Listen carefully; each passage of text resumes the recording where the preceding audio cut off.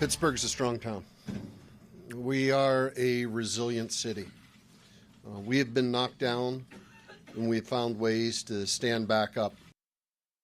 A city absolutely in mourning after a man commits what is considered to be the deadliest anti-Semitic attack in U.S. history. Pittsburgh's mayor saying Saturday was a dark day, but it will not define them. ABC's Maggie Ruley is in Pittsburgh right now and has the latest on the victims. As soon as he came into the lobby, he opened fire. Saturday services at the Tree of Life Synagogue were interrupted by gunfire. The gunman, 46-year-old Robert Bowers, armed with an AR-15 assault rifle and handguns, said to be hurling words of hate against Jews as he murdered them. Suspects talking about all these Jews need to die. We're still communicating with them. The city of Pittsburgh left reeling in a vigil Sunday honoring the 11 victims ranging in age from 54 to 97. Among them, 2 brothers, a family doctor, and a husband and wife married at that same synagogue more than 60 years ago. We're here to support the Jewish community.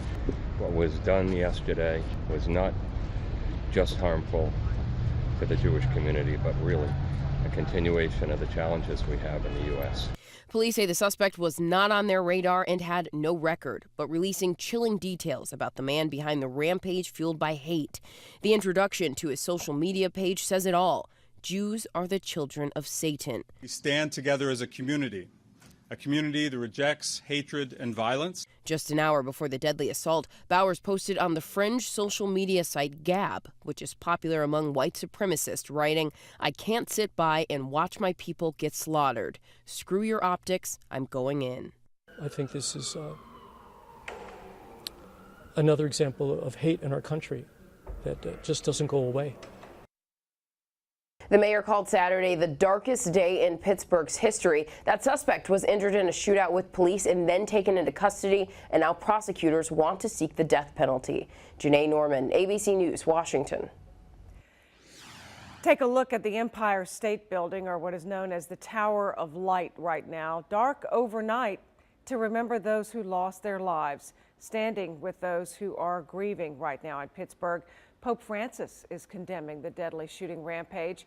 Yesterday, the Pope called the attack an inhuman act of violence. He also offered his condolences to the Jewish community and prayed for an end to outbreaks of hate in societies. The local reaction to this tragedy has been powerful. Hundreds of people and members from every synagogue in Cincinnati gathering to grieve, to mourn, and to stand in solidarity. Brianna Malloy was at one vigil and shows the emotions rippling through the community. When Shep Englander thinks about the shooting, he's met with flashing lights in his old neighborhood. My children and I walked past that synagogue most Saturdays. Before he moved and became the CEO of Cincinnati's Jewish Federation, his family also lived and worshipped in Squirrel Hill. You know, I can close my eyes and see the inside of that synagogue. When Rabbi Miriam Turlin-Champ thinks about the shooting, she's met with the voices of scared congregants. I think one of the hardest things as a clergy person I had to do was to call my teachers and parents before Sunday school and say, tomorrow we're going to be brave, and we're going to step back into the synagogue. Like Turlin-Champ and Englander, more than 1,000 people streamed into today's vigil with their own stories. When one Jew suffers, all Jews suffer. When the service ran out of chairs, people started sitting on the floor.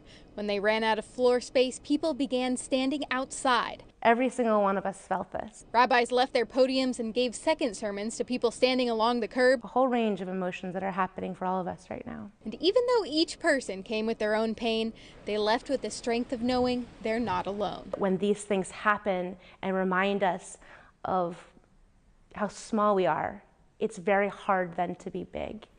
And so that's also what tonight's about. Brianna Malloy, 9 on your side. We will continue to follow the latest developments and have updates here on air, online, over at WCPO.com and anytime on WCPO Mobile.